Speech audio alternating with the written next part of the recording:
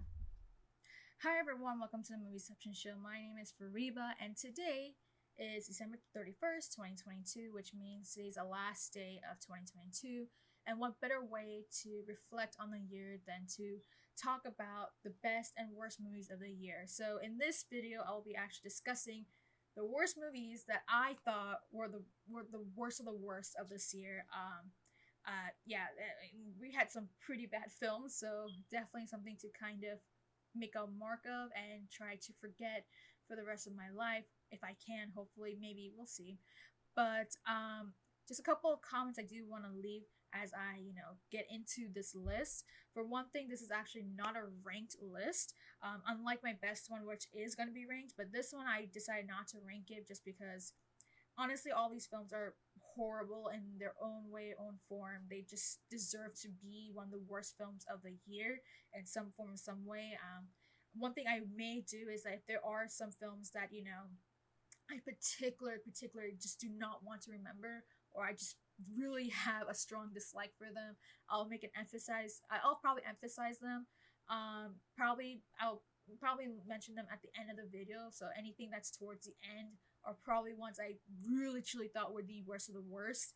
But aside from that, that's just kind of a few things I want to mention with how I'm going to go about my worst movies list of 2022. So before I go into the 10 list, I do want to mention a couple of dishonorable mentions. So movies that were still pretty bad, but just did not land as some of the worst films this year and may have been just slightly lucky to not land on that list.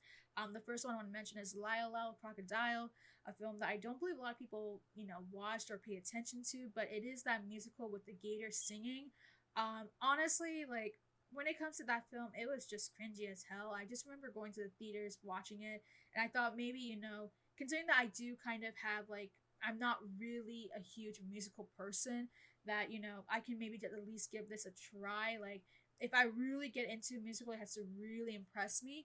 And of course, this one was far from it, but not just that, but it really made me cringe for the most part. Every time that there will be something going on, I'll just be shrinking a little bit just because of how like cringy the scenes are, the concept of it and everything, the dynamic of the character and the kid, and just there wasn't anything that I would say there was, any good thing about it. So again, Lila Crocodile, just this is a film that I just thought was really cringy, just horrible, and yeah, a film I really want to, never ever remember in my life. So yeah. Next up on my dishonorable mentions is Lightyear. I know a lot of people actually listed Lightyear as one of their worst. I think for this film, it definitely just did not hit the mark. It definitely, it never didn't really justify or set the stage of Buzz's story well.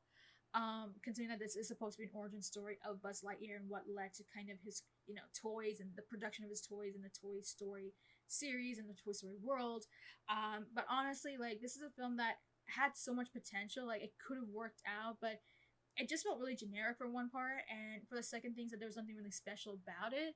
A lot of it just seemed a lot pretty forced, and it just didn't really justify anything. I think the only thing that is its saving grace is the exposition of this film, because I think that is probably the more investing part of that film, that okay, it makes you okay, it gives you the idea of like Buzz and just his situation in in this world and what led to kind of his story that's happening moving forward. But aside from that, like there was just nothing really redeeming about it. So, and lastly, the one last movie that I want to give a dishonorable mention is Black Adam. This is a Dwayne Johnson movie. This is a film that I believe has been going on in production for a long, long time. It finally came out this year, but honestly, like considering how long they took to really make this film, like it just felt like a generic superhero film. There was nothing really special about it. For the most part, it was just kind of like a really forgettable film. For the most part, like there was nothing really, to remember about it. Really, I mean, I do like the concept of like having a movie focus on an anti-hero. It's not like this isn't the first time we've seen a movie that focuses on an anti-hero, sort of persona. But the execution itself just didn't really mix well. For one thing, like some of the characters are very forgettable, like the kid and the mother. Like Uh, for me, like for me, for them, they didn't really serve a purpose in this film aside from just being there, or just kind of being uh the reason, the voice of reason for Black Adam, which again didn't never really landed.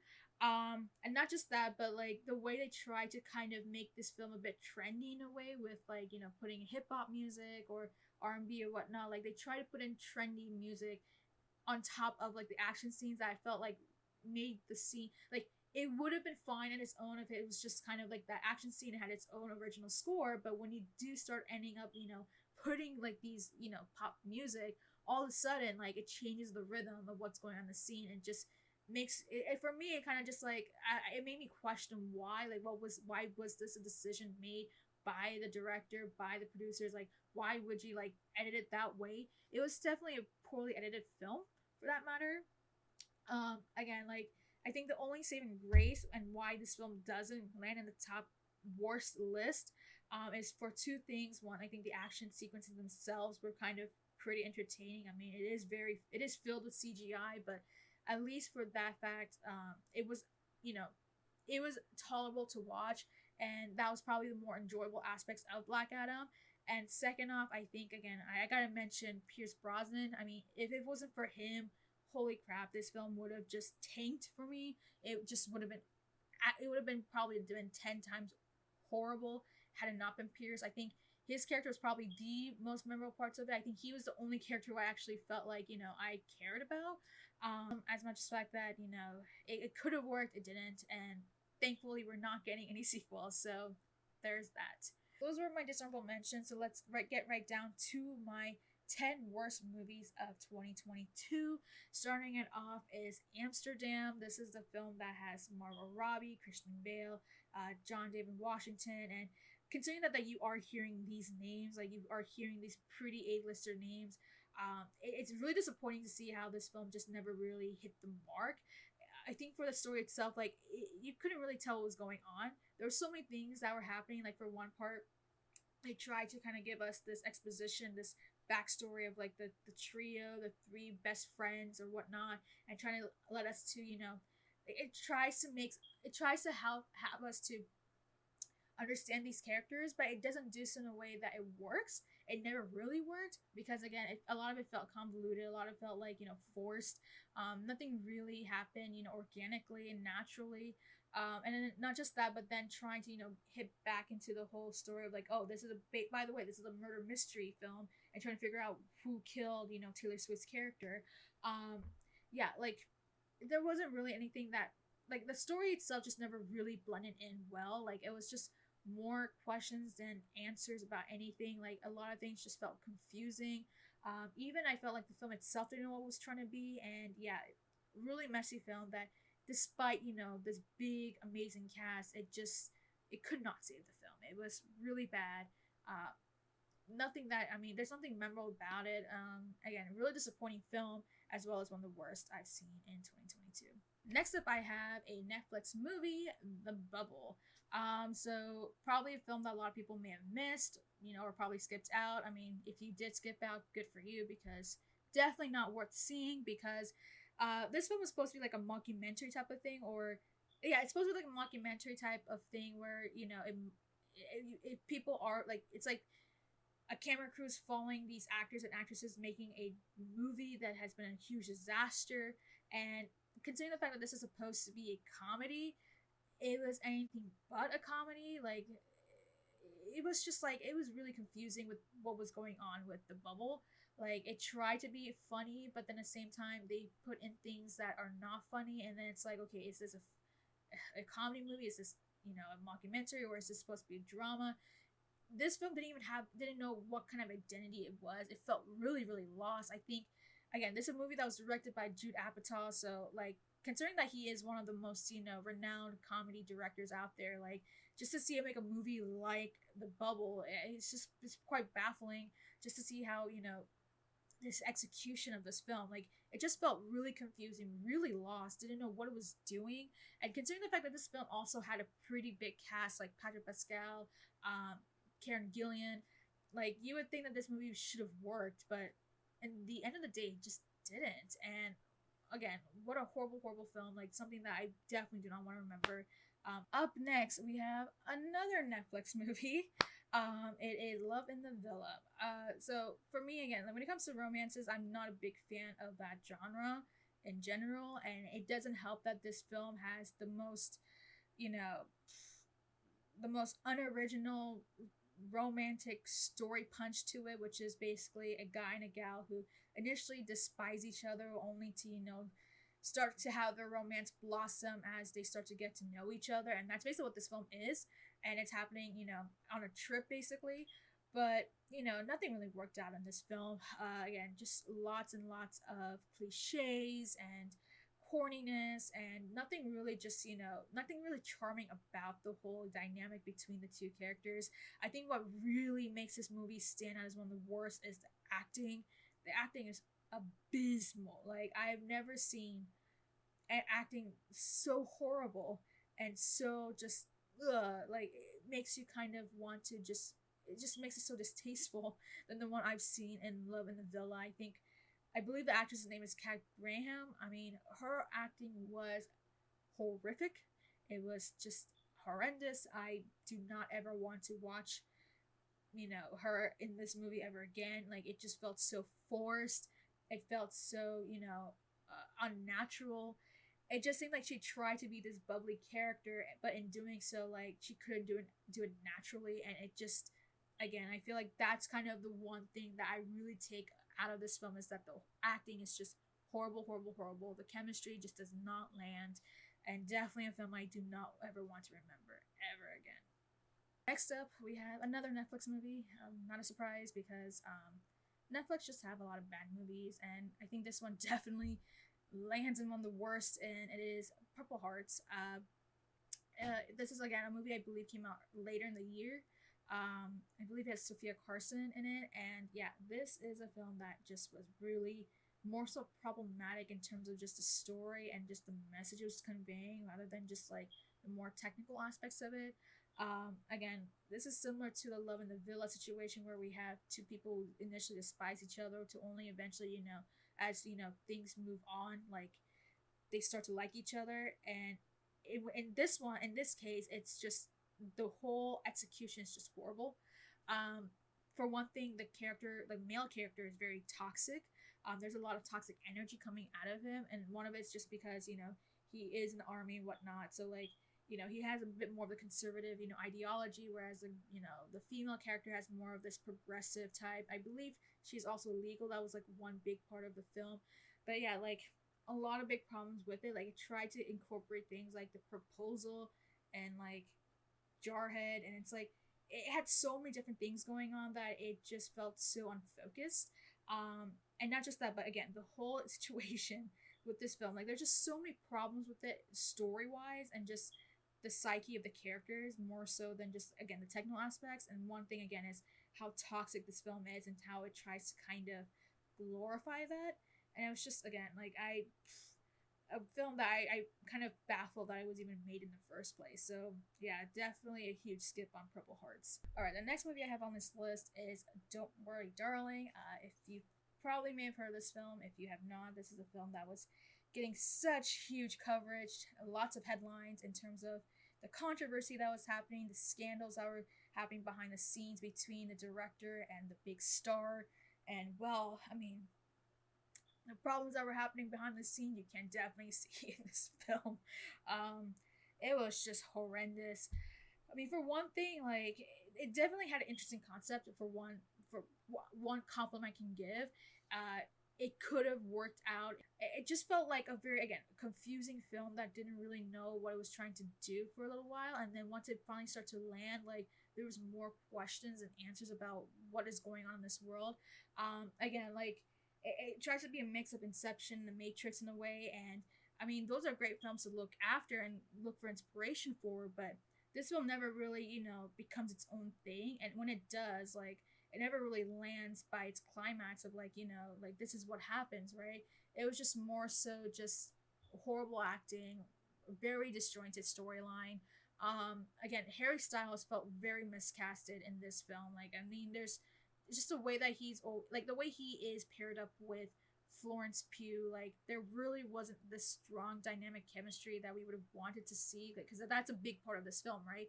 That this is the film focused on their relationship and kind of looking into toxicity behind it. And even with that being the case, like Styles just never really never really hit the marks of just what his character is.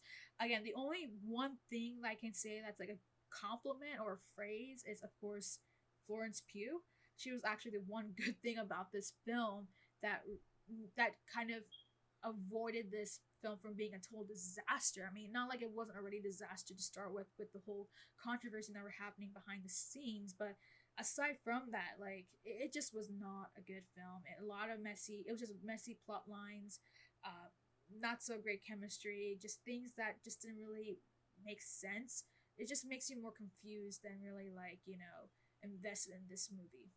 We have Jurassic World Dominion, which is a very unfortunate, because you would think that a movie like Jurassic Park that has been known as a classic, only to see its legacy sort of tarnished by all these sequels. And I mean, I guess like for us, like we just try to keep Jurassic Park as its own thing and not try to associate with any of the sequels. But yeah, I mean, when it comes to Jurassic World franchise, like you would think that Jurassic World would at least try to redeem itself in terms of like what the sequels had done to the Jurassic World, like Jurassic Park, series. But honestly, like Jurassic World Dominion was a big miss. It was a disaster of its own. There really wasn't anything about it that makes you happy, excited about this film. I mean, for one thing, I mean, when this movie was coming out, I already had a bad feeling that it was not going to be good. I didn't expect it to be that bad. For one thing, this movie is anything but dinosaurs, which is like, how could you do that? For one thing, like the whole concept, the whole idea of this film, like the reason why people love the Jurassic Park film is because of the dinosaur aspect of it, right? And the prehistoricness of like all these animals. Only to see that this conclusion, this concluding film that's supposed to end off this whole legacy of it, it's anything but dinosaurs. The dinosaurs are just there as background, but aside from that, it's more focused on the human aspects of it and just discussing about genetics and everything, and kind of felt like more of a rescue story than really about thinking about the ethics, the human aspect of it. And then it's just like at the end of the film, they put this random dinosaur fort that just came out of nowhere. It just felt like it was just like everything was just being put randomly into this film, knowing that this is supposed to be the conclusion of it all. Let's just put everything in it, like the nostalgia factor, the main cast from the original Jurassic Park film. Let's put in more of the human aspect. Let's put more in the dinosaur aspect. Oh, because everyone loved the dinosaur fight from Jurassic World, that let's put this in this movie. Like it may not make sense, but let's just put it in. Like it just felt so random and so messy, and it just didn't make any sense whatsoever. It just felt like as if they just wanted to put everything in this film, just to kind of hey, we're just gonna look into the best things about Jurassic universe, and just put it in this film and just hope that you enjoy it. But instead of just actually having a very well written, or at least just a decent story that could have at least finished off like what was going on with dinosaurs, and we never really get into that. And so this film was very I mean, as much as the fact that this film was going to be horrible, this movie was just a disaster. And yeah, I'm just glad that the Jurassic World franchise has now ended. Like we don't have to deal with this any longer. Down to my last 4 films I do believe are the worst of 2022, and honestly I just want to give the emphasis that the remaining 4 films I do have are the worst of the worst. They're so abysmal that I do want to erase them from my mind. So starting this off is Halloween Ends. Oh boy, that movie just, I mean, I don't know how to even talk about Halloween Ends. It's so sad to see kind of how, because when it came to Halloween 2018, right? I just felt like after watching that film, it may have revived sort of this legacy of the Halloween franchise. Because again, this was supposed to be like, I think the 3rd or 4th reboot of like this whole world, and to see kind of how 2018 really redeems sort of like what we know about Michael Myers as a character, and just kind of what he has been doing since 1978. Like, okay, when we see 2018, it's like a very promising introduction to a story that, okay, I actually might be invested in it. Then we have Halloween, I believe, Kills. That one was a mess. It just kind of felt like a lot of people were doing a lot of things that didn't really make any sense. It was just really stupid and very idiotic. Nothing really made any sense about it. It was just kind of like, okay, well, what a huge dip from 2018, and it was just like, okay, well, that was not a great way to kind of build up from what happened in 2018. Then here we have Halloween Ends, which literally just dug it to its burial ground. It just was. I don't even know how to really describe this. Like, considering that this is supposed to be a Halloween movie, it felt anything but a Hollywood movie. For one thing, like the big part of the Halloween franchise is Michael Myers. I know there is one Halloween movie that doesn't really have Michael Myers in it, but considering like kind of how this whole like at least this division of a timeline or this division of its universe has been created, like it's pretty obvious that Michael Myers should have been the main focus of this film, and yet that wasn't really the case. What ended up happening is that we have another character kind of inheriting Michael Myers' persona, and just like kind of trying to force upon like a romance story for a star-crossed lover story that just somehow got put into this. And then again, I think Laurie's there, and it's just like it felt really confusing, and it's just like it felt anything but a Hollywood film. And then of course Michael Myers is there, but it's just like he wasn't a big part of it. And then of course you just have this huge big, out of nowhere blunt ending of like Michael Myers' death, and it's just like, okay, that's it. Like we only see him in the last 10 minutes, and that's kind of how you want to end off that series. It just did not make any sense. It was just I felt like if it was a movie of its own, I think it actually would have worked fine.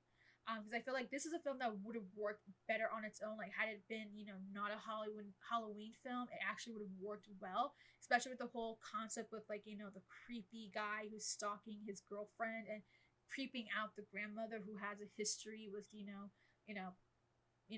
toxic guys, and murderous guys. And it's like, okay, well, this would have worked fine as its own film, but considering that this is associated with the Halloween franchise, it just did not hit the mark. It felt anything but a Hollywood movie, and yeah, a film that I feel like really tarnished the legacy of Halloween. Next up on the worst movies list is Moonfall. This movie came out very early in the year.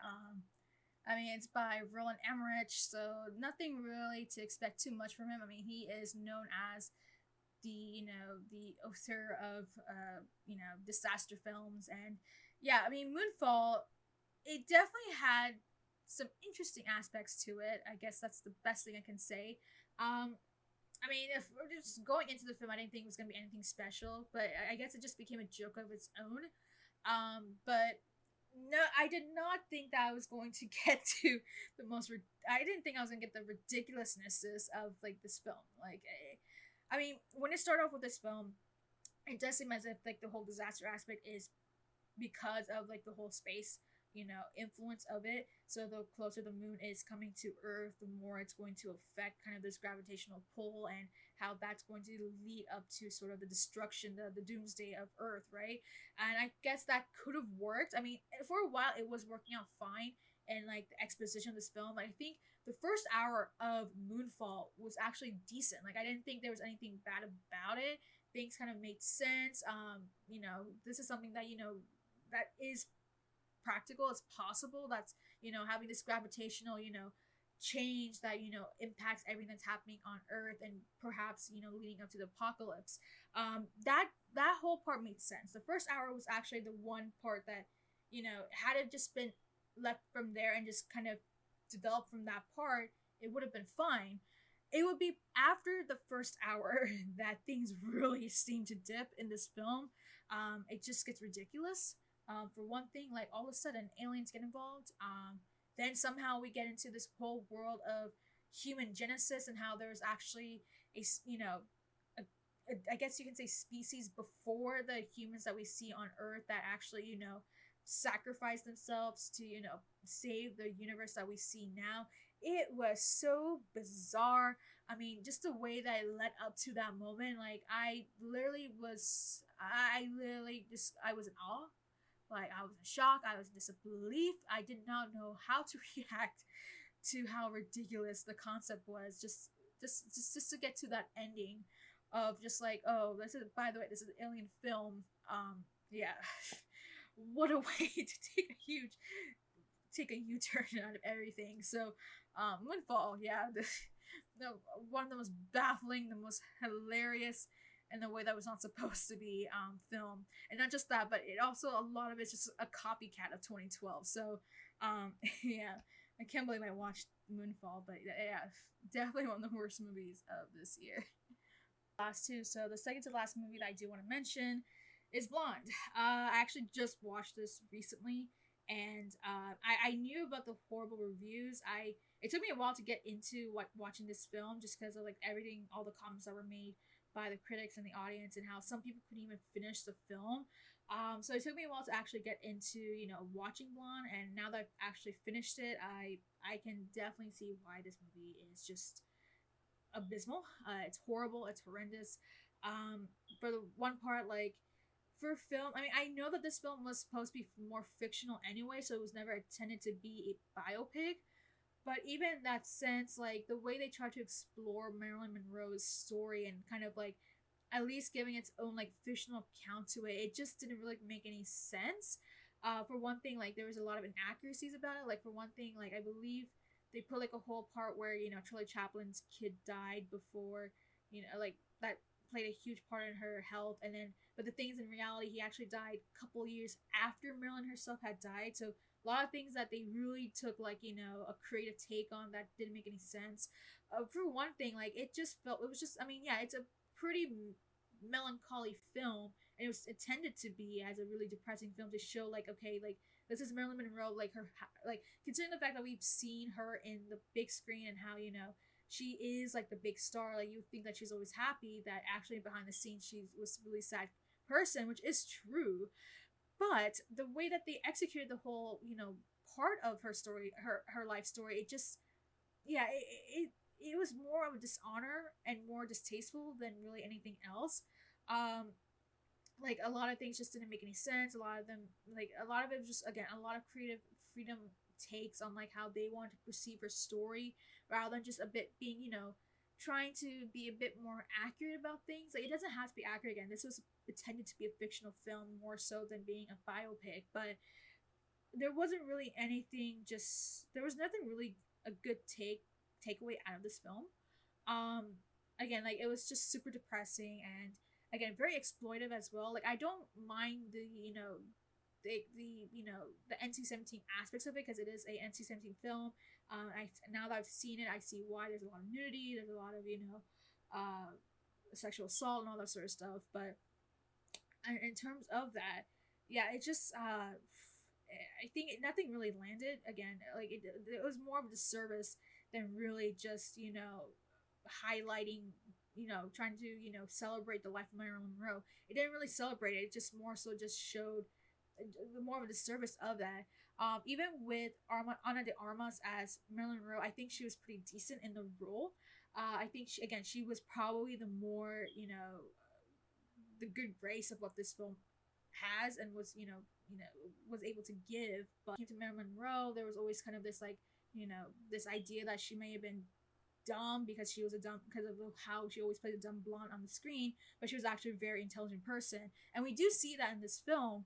Just that, like, a lot of, again, the way it was just executed just didn't make any sense, and the way that sometimes Anna would portray her, I kind of was a bit confused, just because I didn't think that that's, because I don't believe that's kind of how Marilyn would behave, or I wouldn't say behave, but just isn't how she was in real life. Again, just a couple minor things right there, but overall, like, Blonde is a movie that, like, considering how long this film is as well, and just what it was trying to, like, it was intended to do, it was not good. Definitely a film that is probably one of the worst films I have seen this year. Like, right away I was just like, yeah, this is probably one of the worst movies. So yeah, really disappointing with Blonde. Like, it could have done something, but it just didn't, and unfortunately it never really stuck the landing. Lastly, to wrap up my top 10 worst movies of 2022 is none other than Morbius. I actually really need to emphasize Morbius. I think that that's the one movie I think is the worst of this year. Like, Oh man, I mean, this is a film that had so many delays for one thing, so it was already a bad sign from there. But I did not think that it was going to be this bad, and it was just that bad. The CGI was horrible. Like it felt, a lot of the things felt so unfinished. The story itself was pretty generic as well, but overall, like the whole aspect and like idea of Morbius could have worked if they, if they could have been, if the story and the plotline could have been well better executed. But it just felt like a lot of things just didn't feel finished. A lot of things just felt, confusing. Another thing, like the CGI was horrible. Like, I mean, that was just laughable. And I think that when I actually went to the film, like the logo itself, like just kind of how plain and just how unappetizing it was. Like I think that alone kind of gave us the idea that this was not going to be a great film, and oh boy, it was not. Definitely a lot of cringy scenes as well. Things that again they try to focus on a friendship dynamic as like the main part of the story, but again, it just felt really lost. It didn't really make any sense. Just things didn't really mesh so well in terms of the plot line.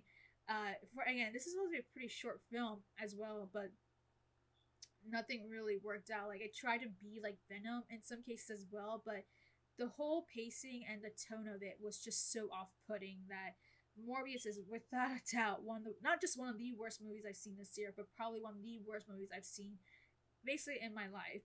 So yeah, it doesn't really help that Jared Leto just couldn't really do anything to redeem this character, let alone Matt Smith with his character as well. So yeah, I mean, and don't even get me started on that post credit scene as well. That was just a horrible post credit scene. But yeah, that Morbius was definitely one of the worst. I mean, to me, I think if I had to rank, it probably was my worst. I would have ranked it as the worst movie of 2022 just because of how horrible it was. There's just nothing redeeming about it. So yeah, and that is it. That is my list of the worst movies I've seen in 2022. What have you seen? Do you agree with my choices? Do you think there are other movies that are just as bad as the ones I've listed here? What are your worst movies? Let me know in the comments down below and make sure to like and subscribe.